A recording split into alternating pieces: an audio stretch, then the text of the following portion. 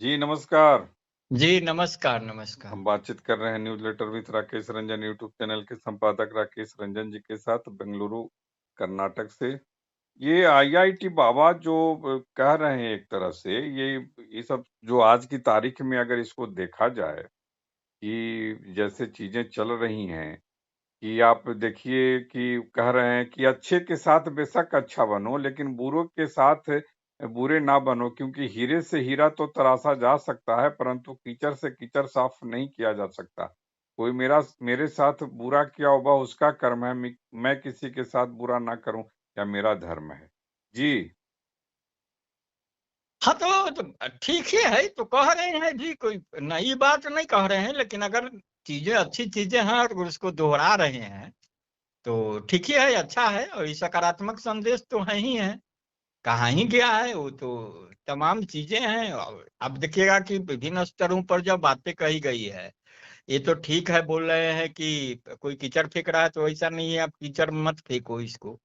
आलोचना के स्तर पर भी जब चर्चा होती है तो कहा ही गया है कि निंदक नियरे राखिए, मतलब कि आपका ध्यान खींचे तमाम चीजें हैं, तो उस तरीके से है। और जब है ही है, जब आदमी को, आप इंसान हैं और आपके पास दिमाग है सोचने के लिए, विचारने के लिए, तर्क करने के लिए, झूठ सच को पहचानने के लिए, तो ये तो संवेदना के स्तर पर है ना। ये तो स्वाभाविक है कि आप जाइएगा, अगर आप कीचड़ में पैर रखिएगा तो पैर में कीचड़ लगेगा ही। तो अगर कोई गलत है तो उसके, आप उसके साथ जाइएगा तो स्वाभाविक है कि दिक्कत होगी। तो है कि उसके विरोध का जो रास्ता है कुछ इस तरीके से तय करिए जिससे आपको भी कोई दिक्कत ना हो पाए। तो इस तरीके से तो सकारात्मक है ही है। और सभी मनुष्य हैं तो सबकी अपनी अपनी क्षमता होती है, और क्षमता के स्तर पर अगर ध्यान आकृष्ट कर रहे हैं बाबा कि नहीं ऐसा इस तरीके से हो और ऐसा करना चाहिए, तो ठीक है जी। नहीं, इसमें यह है कि जो समय काल में चीजें चल रही हैं तो उसमें देखिए कि कहीं न कहीं चीजें भयावह रूप में पेश की जा रही है। माने चीजों को काफी कीचड़ से कीचड़ को लोग खेल रहे हैं। तो ये बहुत एक ढंग से पॉजिटिव साइन है कि आप अगर यही करेंगे, जैसे अब मान लीजिए कि जिस तरह की घटनाएं घटती है समाज में घट रही है, जैसा कि हम लोग बातचीत किए थे कि रिश्तों में जो दरार आ रही है और उस दरार में एक दूसरे को न समझने के चलते ही यह सब कीचड़ कीचड़ का फार्मूला तो यही है ना कि एक ने कीचड़ फेंका, आपने उसके ऊपर कीचड़ फेंक दिया। तो इसमें कहीं कोई एक ऐसी चीज है जिस चीज को बाबा लाना चाहते हैं कि दोनों में से किसी एक को के पास समझ होनी चाहिए। ये समझ कैसे आएगी ये आपके ऊपर निर्भर करता है। जी। देखिए, बाबा क्या लाना चाहते हैं और नहीं लाना चाहते हैं, क्यों लाना चाहते हैं, बाबा का विषय हो सकता है। हम इस विषय पर चर्चा कर रहे हैं कि बाबा जो कह रहे हैं उसमें सकारात्मक नकारात्मक क्या है। तो चीजें बहुत सामान्य है और देश दुनिया इसको देख ही रहा है, महसूस कर रहा है, तो उदाहरण भरे पड़े हैं। अब चूंकि है कि कोई अपने स्तर से अगर विश्लेषण नहीं कर पाता है, नहीं सोच पाता है, तो कहीं से अगर आप कुछ कहते हैं, निचोड़ सुनाते हैं तो है। अब अभी आप देखिए ना, दुनिया के स्तर पर जो भी चीजें चल रही है, अब अभी आप देखिए जो इजराइल जो वहां हमला कर रहा है, गाजा उजा का मामला है, कहाँ से शुरुआत हुआ था। गाजा पृष्ठभूमि को हम छोड़ देते हैं, तत्कालिक जहां से यह शुरुआत हुई। सुनिए कि बचपन का जमाना भी क्या खूब जमाना था, मिट्टी का खिलौना भी खोया तो बहुत रोया। जी, इसको इस रूप में समझिए। हाँ, तो जो भी चीजें हैं तो देखिए वही ना, जो बचपन में खोया और क्या किया, देखिए आदमी, इंसान में जो संवेदना का जो स्तर होता है ना, तो आप जिस संवेदना का स्तर जहां तक होगा आप उस तरीके से बातें होती है, उस तरीके से सोचते हैं। और उम्र के साथ भी जो चीजें हैं ना वो बदलती रहती है। आप बच्चा का खिलौना जो खोता है और उसको जो दुख होता है, दर्द होता है, तो बस उसके जो सोच का स्तर है और तमाम संवेदना का स्तर खिलौना और उसके बीच का है। उसके बाहर भी जो चीजें हो रही है उससे जुड़ी, आदमी जब बड़ा होता है, विस्तार होता है दिमाग का या उसके सोच का आजू बाजू जब विस्तार होता है उसका, तो चीजों को सोचता है व्यापक परिदृश्य में, व्यापक धरातल पर आकर के, तो फिर वहां जो संवेदना है वो दूसरे रूप में भी सामने आती है और तमाम चीजें होती है। हम यह कह रहे हैं कि वही जो हम गांजा का आपको उदाहरण दे रहे थे कि क्या किया था, आया पकड़ के इसके आदमी को ले गया अपहरण करके, अगवा करके, जिस रूप में कार्रवाई हुई उसी अंदाज में जाओ हमला करेंगे, नष्ट कर देंगे, नाबूद कर देंगे, तमाम चीजें हैं। और अब तक जो रिजल्ट सामने है वो कहाँ है, क्या है? तो बस वही है कि आप जैसों को तैसा करके ना उस तरीके से आप रास्ता ढूंढते, अगर हो सकता है कि आप जाते वार्ता के रास्ते पर, कहीं किसी चीज के रास्ते पर दे दुनिया का दबाव बनाता, कुछ करता, तो हो सकता है इतना जो दोनों तरफ से बर्बादी हुई है हर एक स्तर पर ही नहीं होता। तो वही है कि आप कोई भी कदम उठाने से पहले उसका जो चतुर्दिक प्रभाव है उसको सोचिए। जैसे कहा ना बाबा कि अब कीचड़ फेंक रहा है तो कीचड़ मत फेंको। अब कीचड़ फेंकिएगा, वो कीचड़ फेंक रहा है, तो अब देखिए आप कि कीचड़ फेंकने के लिए वो क्या कर रहे हैं, आप कीचड़ में हाथ लगा रहा है, कर रहा है, उसको भी कीचड़ लग रहा है। आप भी वही काम कर रहे हैं, खुद उठाइए फिर उसको कीचड़ मारिए, कुछ है। दूसरे है कि आपको कोई बम में फेंक दे रहा है, अब आप भी जा रहे हैं उसको बम फेंकने, तो उसका साइड इफेक्ट भी है ना। बम तैयार होने से पहले भी तो बहुत लोग बनाने वाला चला जाता है, अपने उस बम का शिकार हो जाता है। गोली चलाने जा रहा है, मिसफायर हो गया, खुद अपने लग गया, तमाम चीजें हैं। तो जो भी साइड इफेक्ट है उसका, उस पर भी सोचिएगा सही तरीके से। तो कहने का यह है कि जो सकारात्मकता की राह है ना, वही आपको बेहतरी की ओर ले जाएगी, और उसका जो फलाफल होगा वो भी सकारात्मक होगा। तो है कि नकारात्मकता को छोड़ने की बात है, जो हमको जो लग रहा है, जो संदेश है, तो ये ठीक है, ये करना भी चाहिए। और खास तौर जैसे से जो थॉमस पेन ने भी कहा था, the mind once enlightened can not again become dark. हाँ हाँ, तो इसी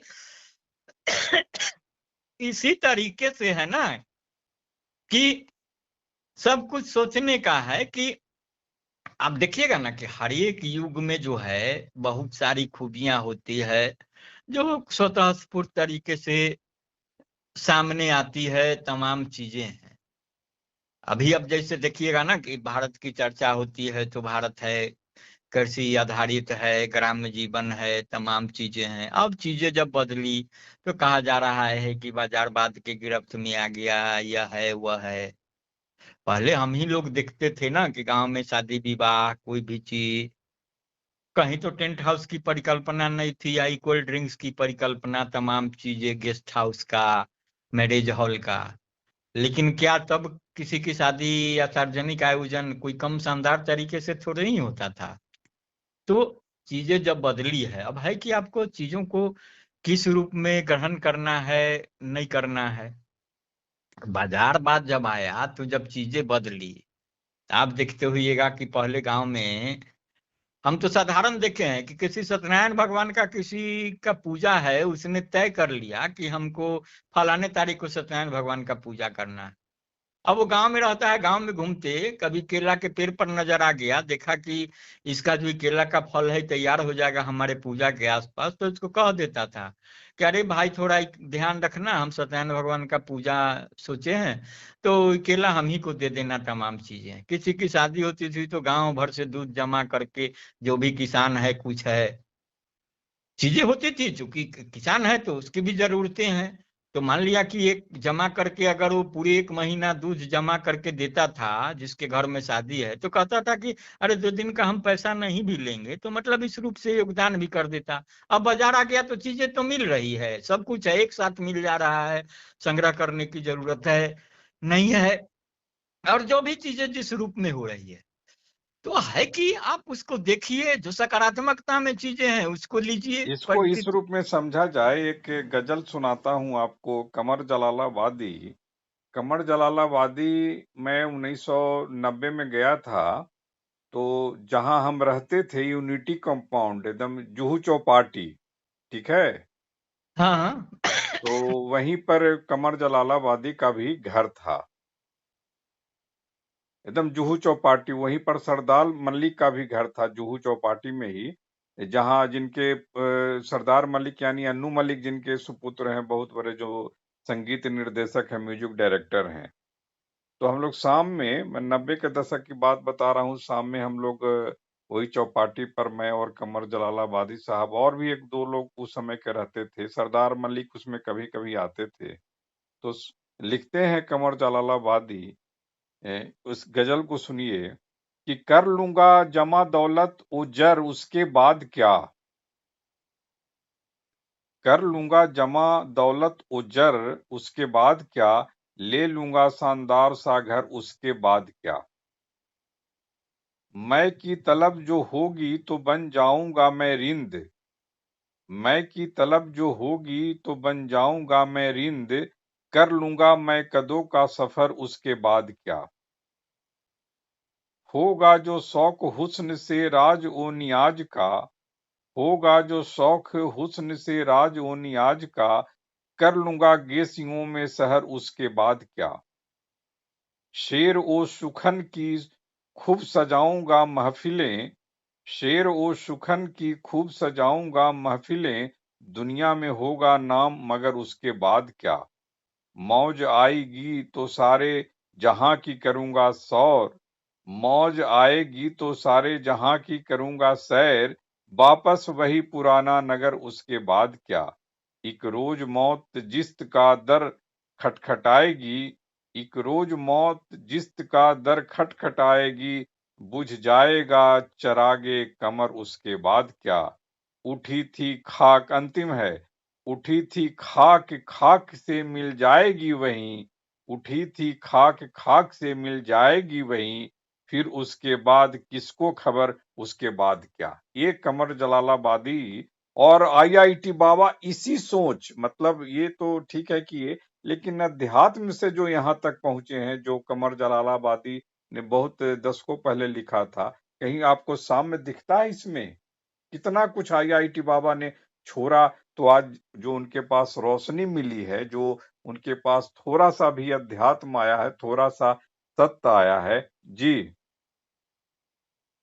देखिए, अगर जो कुछ बातें कर रहे हैं और करते दिख रहे हैं तो स्वाभाविक है कि उनका अध्ययन है और उन्होंने पढ़ा है और चीजों को समझने की कोशिश की है, तो ये तो दिख ही रहा है और कर रहे हैं। अब उन्होंने वक्त निकाला है कि उस तरीके से उस रास्ते पर चलने का, लेकिन क्योंकि सबों के साथ संभव नहीं हो पाता है, सबों के साथ अलग अलग परिस्थितियां होती है, चीजों को समझते हुए भी अब है कि चीजें बहुतेरे हैं, आदमी बहुत चीजों को समझता भी रहता है, लेकिन कुछ परिस्थिति जन्य जो व्यवस्थाएं होती है तो उसमें प्राथमिकताएं तय करना होता है कि आखिर किस काम को हम पहले पूरा करें।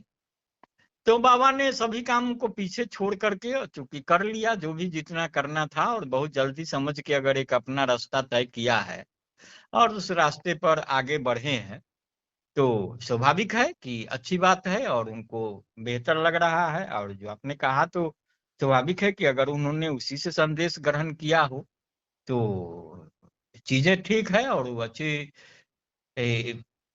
माने सही रास्ते की ओर जाएगी। और उसमें जो है स्वाभाविक है कुछ बाधाएं भी आएगी, क्योंकि आलोचनाओं के स्तर पर जो बाधाएं होती है, तो अगर बाबा ने अध्ययन किया है, चीजों को समझा है, तो फिर बाधाएं भी है। तो बाधाएं जो है तो उसके लिए तो कहा ही गया है कि बाधाओं को हंसते हुए निपटो।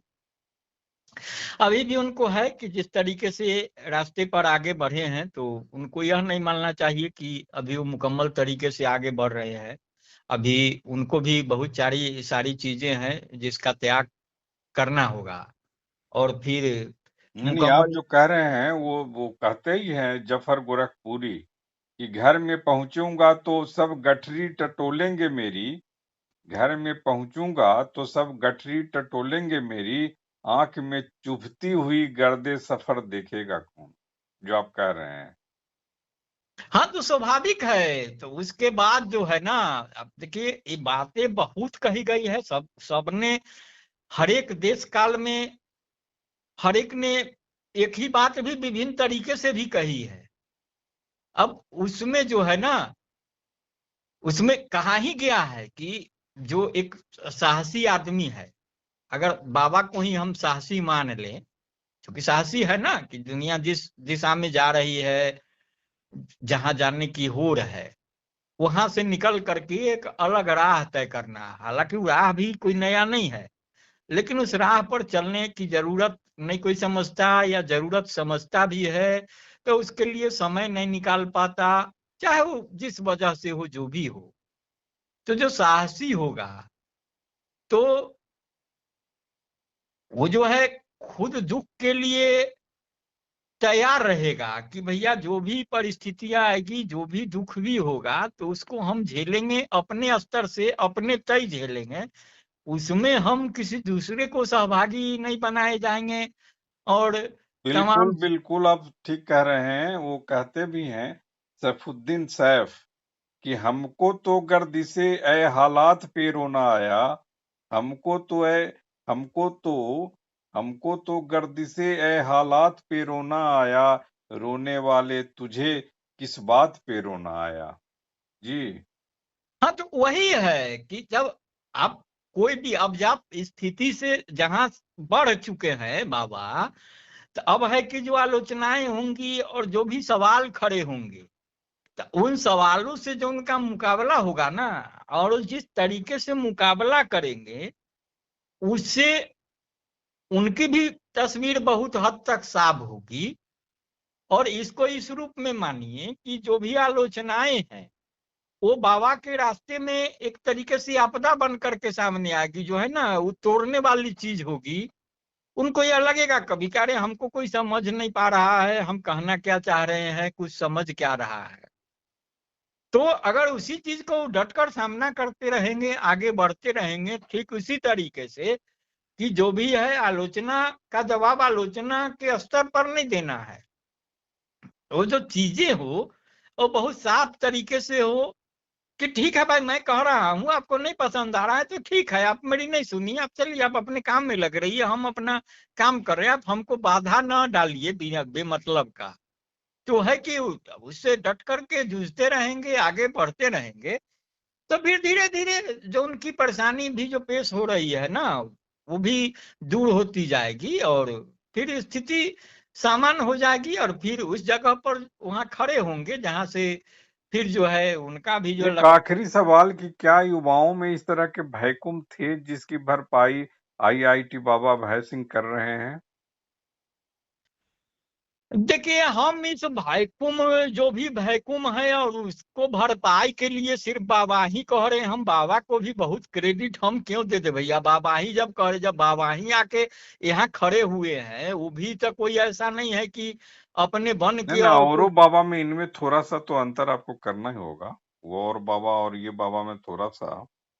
अब बाबा में क्या अंतर है, तो इनका भी हम आयु तो अभी बहुत नहीं ना देखे हैं, अब ये भी तो अभी नए पौधे हैं ना बाबाओं की दुनिया के। हम बाबाओं की दुनिया, हम ज्ञान की जो बात करते हैं ना, हमारे ज्ञान की परिकल्पना में कहीं कोई बाबा होते ही नहीं है। वो जो वेशभूषा से हमको जो भी बाबा दिखता है ना, फिर वो हमको कहीं ना कहीं फिर वो दूसरी चीजें समझ में आने लगती है। हम ज्ञान की जो बातें करते हैं, हम कहते हैं कि एक पुस्तक आप पढ़ रहे हैं, और उसमें जो चीजें आ रही है, आपको किसी कविता को पढ़ रहे हैं, उससे जो संदेश मिल रहा है, वो करोड़ों बाबा के बराबर एक किताब है ना। तो आपको अगर ज्ञान ही पाना है तो बाबाओं के ही आश्रम में जाना, और बाबाओं के यहाँ भी जाके धुनी रमा के बैठने से ज्ञान मिलने की चीज नहीं है। आप पढ़ते लिखते रहिए, आपके आजू बाजू में ज्ञान का भंडार भरा हुआ है। कोई भी बाबा हो, चाहे वो तथाकथित बाबा जो उनका नकाब उतर चुका हो, या जिनका अभी नहीं उतरा हो, या जो हो सकता है कि बहुत ईमानदारी के धरातल पर, नैतिकता के धरातल पर बहुत सही तरीके से फिट भी बैठते हों, लेकिन दुनिया इसलिए नहीं मान रही है कि चूंकि उसके उदाहरण ऐसे हैं जो उनको छलने का जो है आभास कराती रहती है हमेशा।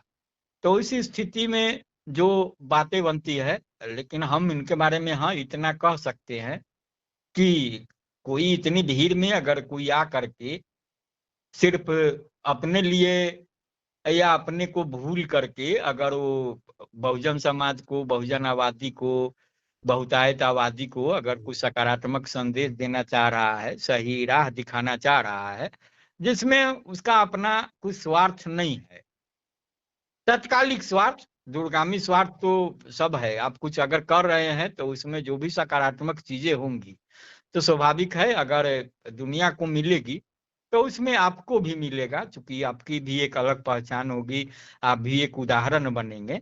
और ये तमाम चीजें हैं, तो जो भी चीजें आपको भी मिलनी है जो आपके हिस्से की होगी वो स्वतः स्फूर्त मिल जाएगी। तो ठीक है, इस रूप में बाबा कुछ सकारात्मक कर रहे हैं, सकारात्मक राह दिखा रहे हैं, तो ठीक है, इनकी भी यात्रा बढ़े, सही तरीके में हो, तो फिर इनका भी कभी विशद विश्लेषण होगा और निष्कर्ष के करीब आने की कोशिश होगी। लेकिन ठीक है, जो कुछ कर रहे हैं तो उनको हम सिरे से खारिज भी नहीं कर रहे हैं, और एक नई चीज तो देख ही रहे हैं, नई कोशिश, नया प्रयास। तो ठीक है, शुरुआत तो होनी चाहिए, बातें शुरू होनी चाहिए, बातें आगे बढ़नी चाहिए। बातें जब आगे बढ़ेंगी तभी तो कुछ बातें भी हो पाएंगी। जी। इस दो पंक्तियों के साथ कमर जलालाबादी की दो पंक्तियां हैं, एक शेर है कि कोई इंसान नजर आए तो बुलाओ उसको, कोई इंसान नजर आए तो बुलाओ उसको, उसे इस दौर में जीने पे बधाई दूंगा। कि कोई इंसान नजर आए तो बुलाओ उसको, उसे इस दौर में जीने पे बधाई दूंगा। आपने समय निकाला उसके लिए बहुत बहुत आभार। नमस्कार। जी नमस्कार, नमस्कार।